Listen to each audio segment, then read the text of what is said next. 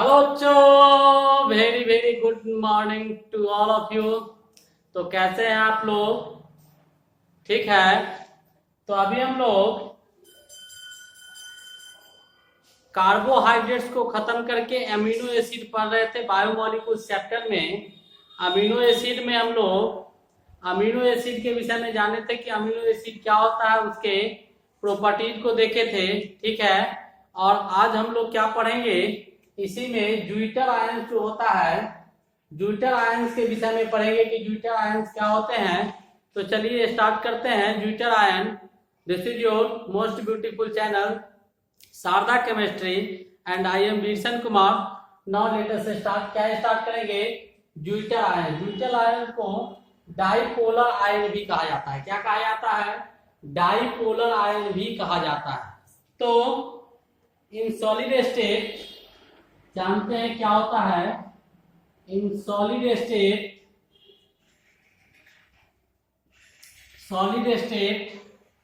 Amino acid exist as zwitter ion form. Amino acid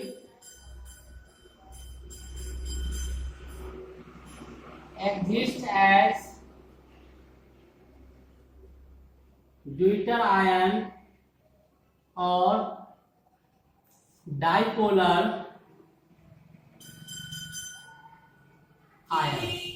कहता है कि जब सॉलिड स्टेट में किसी भी चीज को सॉलिड स्टेट में लिया जाता है, सॉलिड स्टेट में होता है, तो वहां पर अमीनो एसिड जब सॉलिड स्टेट में होगा तो ज्यूटर आयंस या फिर डाइपोलर आयंस के फॉर्म में होगा। कैसे? तो चलिए अमीनो एसिड को देखते हैं कि अमीनो एसिड क्या होता है। तो होता क्या है? R C H C double O H NH2। ये आपका क्या है? अमीनो एसिड है। वैसे कंपाउंड जिसमें NH2 और COOH ग्रुप पाया जाता है, वही कॉम्प्लेक्स कंपाउंड को क्या कहा जाता है? आपको अमीनो एसिड कहा जाता है। क्या कहा जाता है? Amino acid. जिसमें COOH जो है आपका, ये आपका एसिडिक पार्ट होता है। ये आपका एसिडिक पार्ट होता है, अम्लीय भाग होता है, और ये आपका बेसिक पार्ट होता है। ये आपका क्या होता है? बेसिक पार्ट होता है। अब इसी से किसका निर्माण होता है? ज्यूटर आयंस का। तो वो ऊपर वाला जो है वो H+ को देता है, एसिडिक पार्ट, और नीचे वाला जो है वो आपको क्या करेगा? यहीं से हम लोग ज्यूटर आयंस का फॉर्मेशन करते हैं। तो RCH COO- और यहाँ पर NH4+ का निर्माण होता है। किसका होता है? NH4 नहीं, NH2 NH3+ का 2 था, एक हाइड्रोजन वहां से रिलीज हुआ है, NH3+ का निर्माण होता है। दिस इज कॉल्ड, इसी को हम लोग क्या बोलते हैं? ज्यूटर आयन बोलते हैं। क्या बोलते हैं इसको? ज्यूटर आयन कहा जाता है। ठीक है। तो एसिडिक, तो सॉलिड स्टेट में जब अमीनो एसिड को रखा जाता है तो किसको फॉर्म करता है? ज्यूटर आयन को फॉर्म करता है। किसको फॉर्म करता है? ज्यूटर आयन को। समझ में आ गया यहां तक? अब due to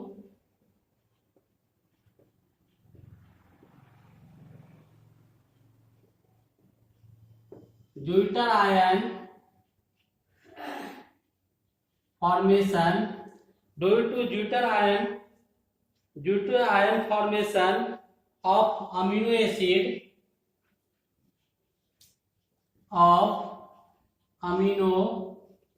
acid in solid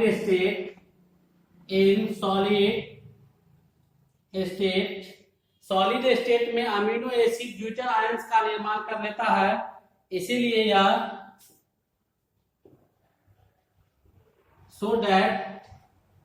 इसी कारण से so that it does not conduct electricity. It does not conduct electricity. क्या करता है कि सॉलिड स्टेट में अमीनो एसिड सॉलिड स्टेट में ज्यूटर आयंस का फॉर्मेशन कर लेता है, इसीलिए ये इलेक्ट्रिसिटी का चालक सॉलिड स्टेट में नहीं होता है। ठीक है। In solution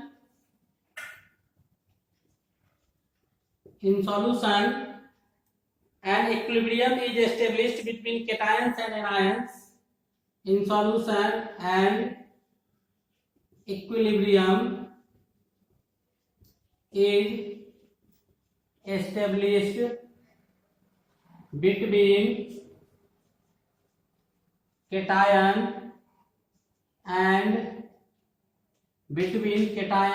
and anion and deuter ion।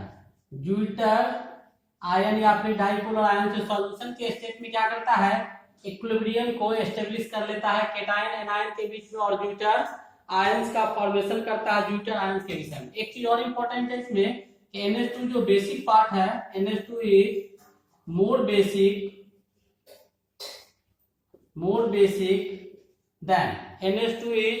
More basic than COO minus ion. इससे क्या होता है, अधिक बेसिक आपका NH2 होता है। ठीक है, ड्यूटर आयंस के विषय में और कुछ जानेंगे। Depending upon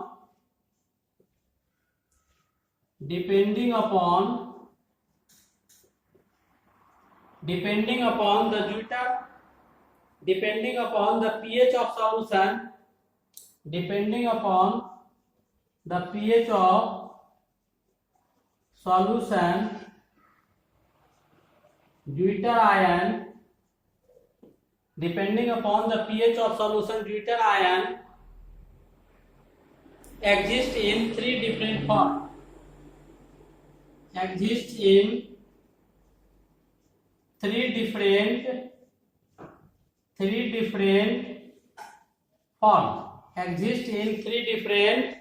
forms। Depending upon pH value जो सॉल्यूशन का होता है, सॉल्यूशन का क्या, जो पीएच वैल्यू होता है उसके आधार पर ड्यूटर आयन जो होते हैं, क्या ड्यूटर आयन जो होता है वो 3 डिफरेंट फॉर्म में पाया जाता है। यहां तक समझ में आएगा। ऊपर से मिटा दे, ऊपर से मिटा है, चलिए ऊपर से मिटाते हैं। तो 3 अलग अलग फॉर्म में पीएच के मान के आधार पर ड्यूटर आयन जो होते हैं वो 3 अलग अलग फॉर्म में पाया जाता है। एक आपका केटायनिक आयंस होते हैं, एक आपका एनायनिक फॉर्म होता है, एक आपका ड्यूटर आयंस का फॉर्म होता है। एक क्या होता है, ड्यूटर आयंस का फॉर्म होता है। जैसे हम लिख सकते हैं क्या, ऐसे देखिएगा, यहां पर COOH ऐसे करके इसके फॉर्म को दिखाते हैं, RCOOH ये लिखेंगे यहाँ पर R, चलो जिस फॉर्म में दिखा है RCCOOH और यहाँ पर NH2। अब ये अगर एनायनिक पार्ट होगा, एनायनिक पार्ट और केटायनिक पार्ट का चर्चा करेंगे तो COO माइनस अगर होगा यहाँ पर, और यहाँ पर R, ध्यान से देखिएगा, COO माइनस NH3 प्लस, और एक फॉर्म और हो जाएगा आपका इसका RCOO COOH और NH3 प्लस, ये 3 फॉर्म। तो इसमें क्या है, नेगेटिव पार्ट जो एसिडिक पार्ट है आपका वो दिया गया है। तो एसिडिक पार्ट जो इसका होगा, कार्बन 4 बोलना, CH ठीक है। अब इसके बाद जैसे ही देखेंगे तो ये आपका क्या हो जाएगा, एनायनिक फॉर्म। इसमें नेगेटिव आयन जो है वो है, तो ये आपका कौन सा फॉर्म हो जाएगा, ये आपका ये एनायनिक फॉर्म हो गया। ये कौन सा फॉर्म है आपका, तो ड्यूटर आयंस का फॉर्म है, ये आपका ड्यूटर आयंस हो गया।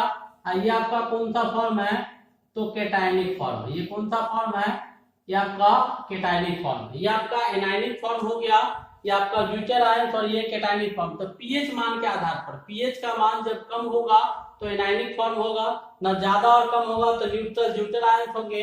और ये आपका केटायनिक फॉर्म, जब आपका पीएच का मान क्या होगा, अधिक होगा, तब ये फॉर्म होगा। ठीक है, इसको मिटा दे, मिटाते चलते हैं, बताते चलते हैं।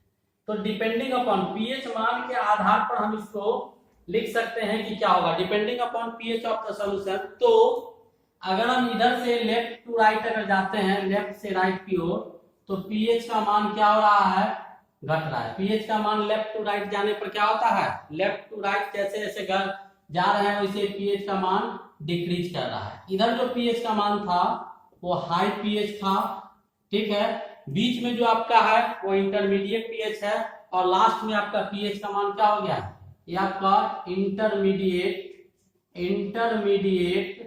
पीएच है, और यहाँ पर मान क्या हो गया है, लो पीएच। पीएच का मान क्या हो गया है, कम गया है। तो लेफ्ट टू राइट जैसे जैसे जाते हैं वैसे वैसे पीएच का मान क्या होता है, घटता है इस पर। इसके बाद जब हम लोग इसको देखते हैं तो पीएच का मान ज्यूटर आयन में कैलकुलेट कैसे करते हैं वो सिखाते हैं। इसको बिठा दें, calculation of pH value, calculation of pH of zwitter ion.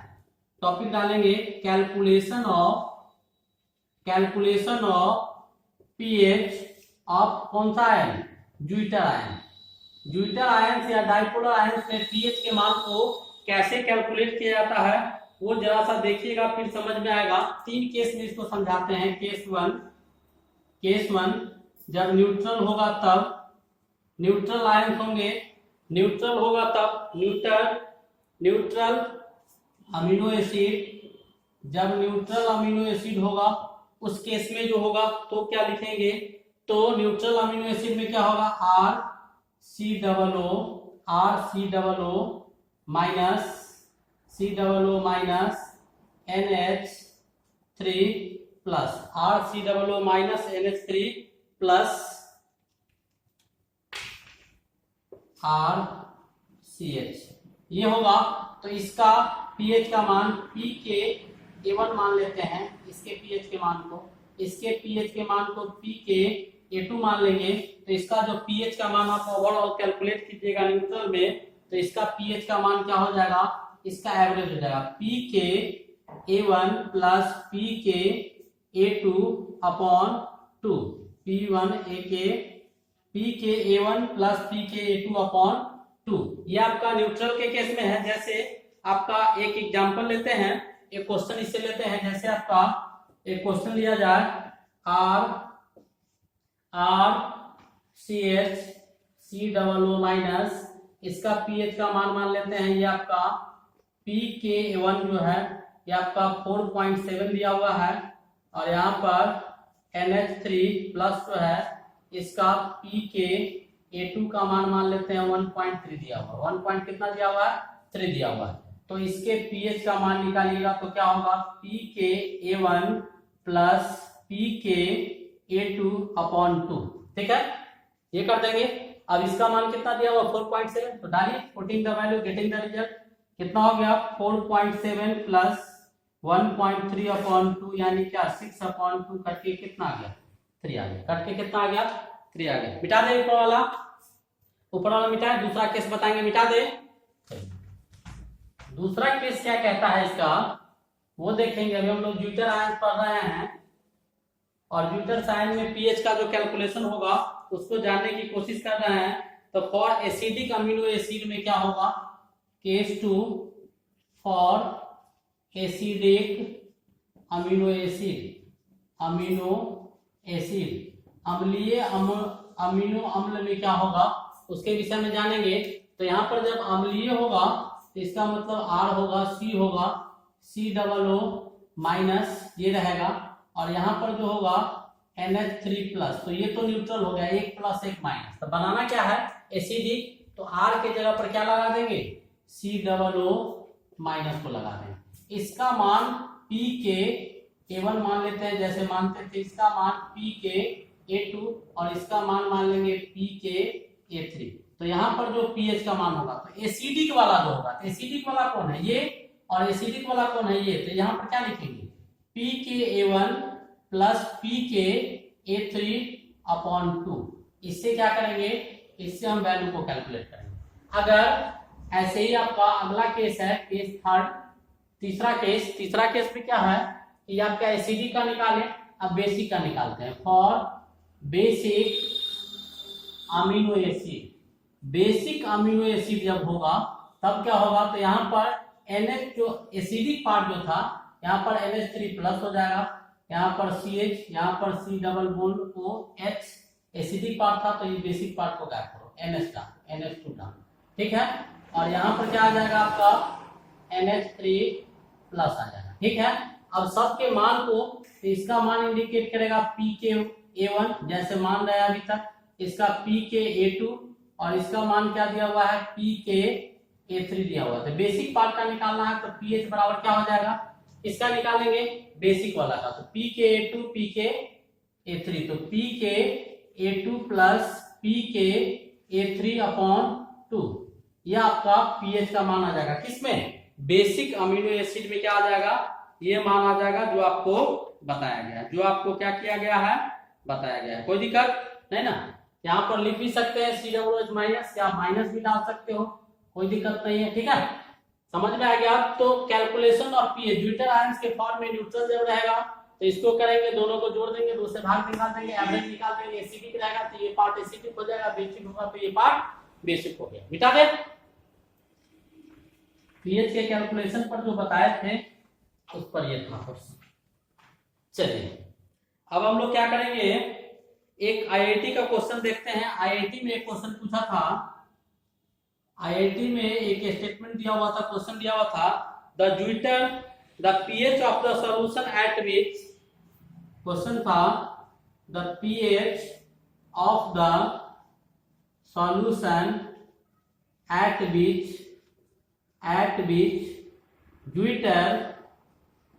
Zwitter ionic form at which zwitter ionic form is predominant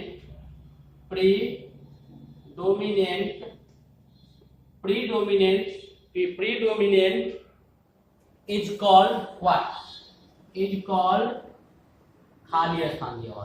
तो कहता है कि pH of the solution, solution का पीएच मान जिस पर ज्यूटर आयनिक फॉर्म जो होगा वो प्रीडोमिनेंट फैक्टर होगा, उसको क्या बोलेंगे, आइसो इलेक्ट्रॉनिक पॉइंट। क्या होता है, iso electronic point, iso electronic point कहा जाता है। इसको क्या कहा जाता है, iso electronic point, iso electronic point. ठीक है, जिसको आइसो इलेक्ट्रॉनिक पॉइंट को pi of the amino acid भी बोलते हैं, of the amino acid, pi of the amino acid. Pi की मदद से हम लोग क्या करते हैं, पीएच के मान को आसानी से कैलकुलेट कर सकते हैं।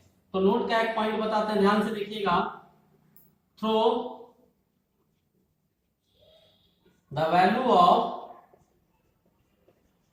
पीआई, पीआई के मान से हम क्या करेंगे, value of pi amino acid, through pi value amino acid can easily be, through the value of pi amino acid can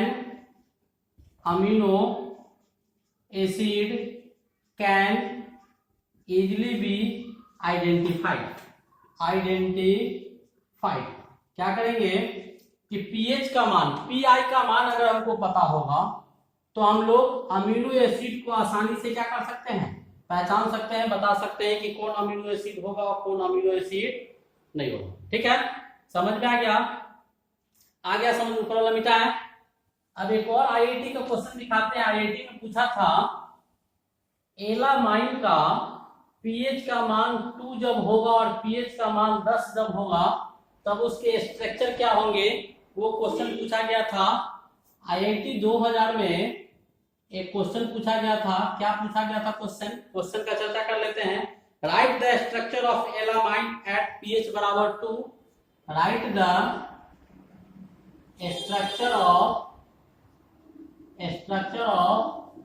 एलामाइन at pH बराबर 2 एंड पीएच बराबर 2 एंड पीएच बराबर 10। पीएच का मान 2 जब होगा तब और पीएच का मान 10 जब होगा तब।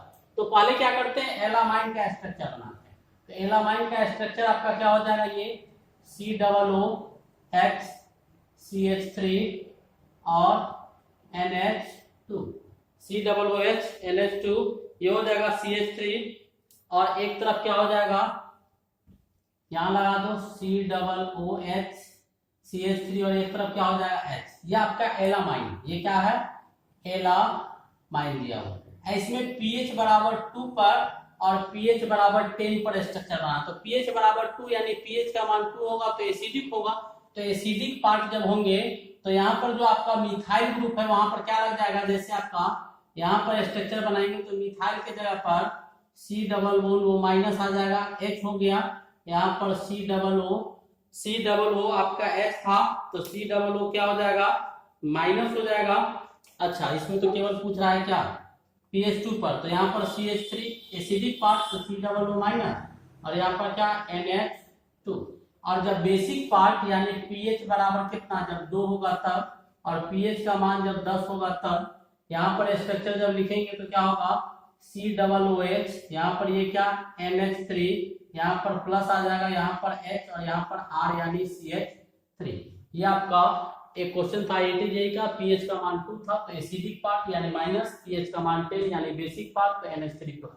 ठीक है, ये स्ट्रक्चर IIT में ये क्वेश्चन पूछा गया था। मिटा दे, चलिए नीचे वाला मिटाते हैं। अब इसके बाद इसको लिखिएगा methods of preparation of amino acid start करते हैं।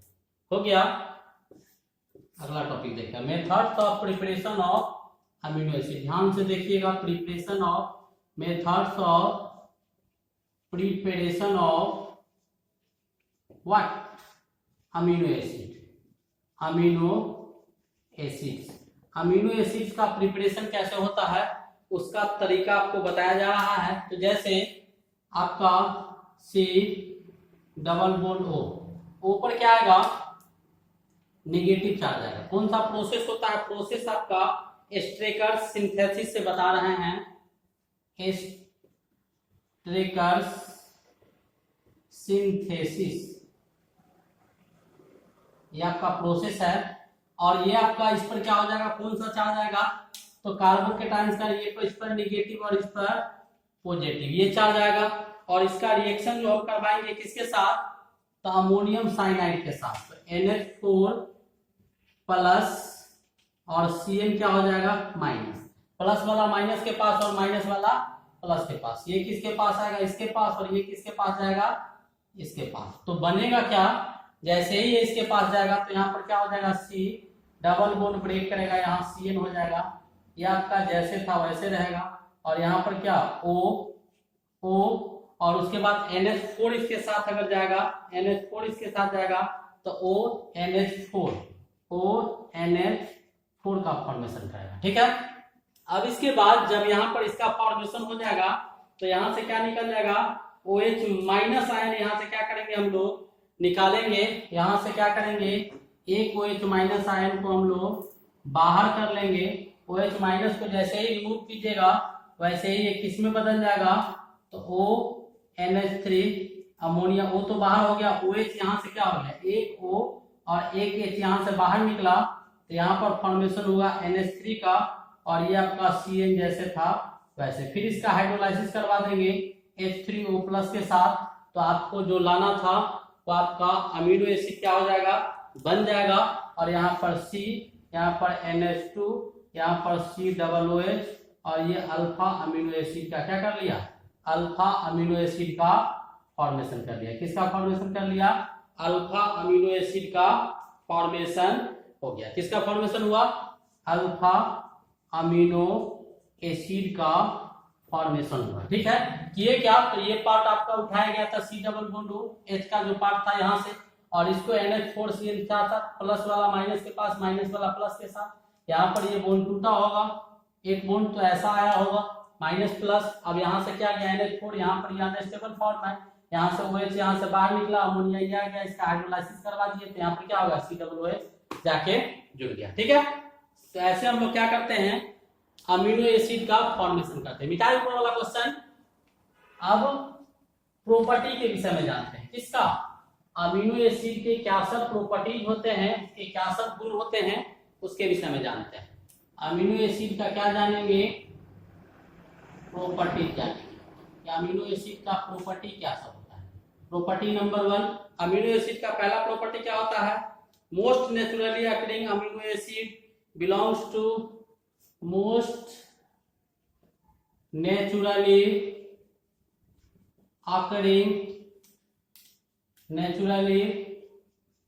occurring amino acid belongs to L configuration, belongs to L configuration या एल फैमिली लिख सकते हैं, एल कॉन्फ़िगरेशन या एल फैमिली। एल में क्या होगा कि NH2 जो आपका है बाएं तरफ, H दाहिने तरफ, ये R और ये C डबल, ठीक है। ऐसा ज्यादातर नेचर में जितने भी अमीनो एसिड पाए जाते हैं उसमें मैक्सिमम अमीनो एसिड जो होता है मोस्टली जो मोस्ट नेचुरली अकरिंग नेचर में जो पाए जाते हैं, नेचर में जितने अमीनो एसिड पाए जाते हैं वो अमीनो एसिड का ज्यादातर अमीनो एसिड किस फॉर्म में, एल कॉन्फ़िगरेशन में होता है। एल का मतलब ये किधर होगा, NH2 लेफ्ट साइड होगा, ठीक है। अब इसके बाद दूसरा प्रॉपर्टी आपका कहता है इसमें जितने भी अमीनो एसिड होते हैं उसमें glycine is only optically inactive. Glycine जो होता है मात्र एक ऐसा अमीनो एसिड होता है जो क्या होता है, ऑप्टिकली इनएक्टिव होता है। इसको छोड़ के जितने भी अमीनो एसिड होते हैं वो सारे के सारे क्या होते हैं, ऑप्टिकली एक्टिव होते हैं, ऑप्टिकली क्या होते हैं, एक्टिव होते हैं। तीसरा प्रॉपर्टी जो अमीनो एसिड का है, इसका मेल्टिंग पॉइंट और बॉइलिंग पॉइंट दोनों क्या होता है, high melting point and boiling point. Melting point और बॉइलिंग पॉइंट दोनों क्या होता है, अधिक होता है। चौथा प्रॉपर्टी क्या है कि वाटर सॉल्युबल होता है। ये क्या होता है, वाटर सॉल्युबल होता है। अमीनो एसिड जो होते हैं वो आसानी से जल में घुलनशील होते हैं। पांचवा प्रॉपर्टी क्या है कि ये आपको सॉल्ट की तरह बिहेव करता है। किसकी तरह बिहेव करता है, बिहेव्स लाइक सॉल्ट की तरह व्यवहार करता है, लवण की तरह ये बिहेव करता है। छठा प्रॉपर्टी इसका क्या है, 6 नंबर प्रॉपर्टी जो है वो क्या है, तो पेप्टाइड्स लिंकेज का फॉर्मेशन करता है। अमीनो एसिड जो होते हैं वो आपको पेप्टाइड लिंकेज का फॉर्मेशन करता है। किसका फॉर्मेशन करता है, पेप्टाइड लिंकेज या पेप्टाइड बॉन्ड का फॉर्मेशन करता है। तो जरा सा पेप्टाइड लिंकेज और पेप्टाइड बॉन्ड को जानते हैं कि पेप्टाइड लिंकेज और पेप्टाइड बॉन्ड क्या होता है। ये कुछ आपके प्रॉपर्टी थे किसके, अमीनो एसिड के, ठीक है।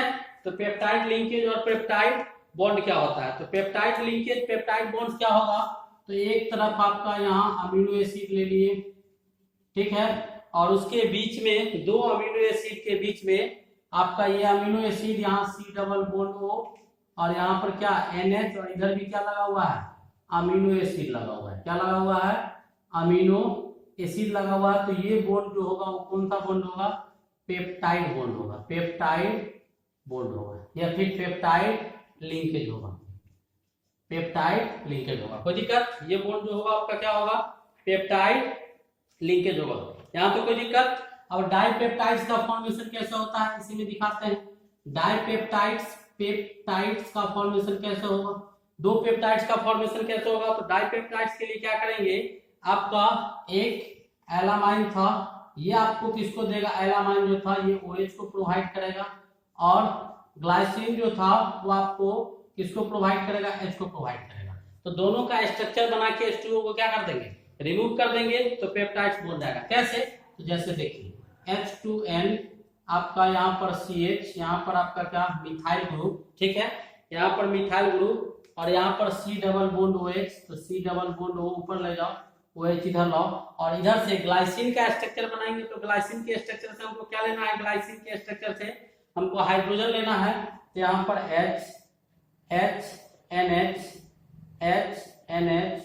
CH2 और C डबल OH, यहाँ से क्या हो जाएगा, इसका H और इसका OH और इसका H दोनों मिलकर किसको रिमूव कर देगा, वाटर को रिमूव कर देगा। और जैसे ही वाटर रिमूव होगा तो यहाँ पर बॉन्ड फॉर्म होगा। क्या, ध्यान से देखिएगा, नीचे दिखाते हैं, यहाँ पर क्या बनेगा, यहाँ बचेगा H2N, ठीक है, यहाँ बचेगा आपका CH, यहाँ बचेगा मिथाइल जो है सो, यहाँ पर C डबल बॉन्ड O, ठीक है, यहाँ पर NH हो जाएगा, यहाँ पर CH2 हो जाएगा, यहाँ C डबल OH हो जाएगा। ये आपका कौन सा बॉन्ड आया, पेप्टाइड लिंकेज आया। कौन सा लिंकेज, पेप्टाइड लिंकेज आया। कौन सा लिंकेज आया, पेप्टाइड लिंकेज का फॉर्मेशन किया, ठीक है।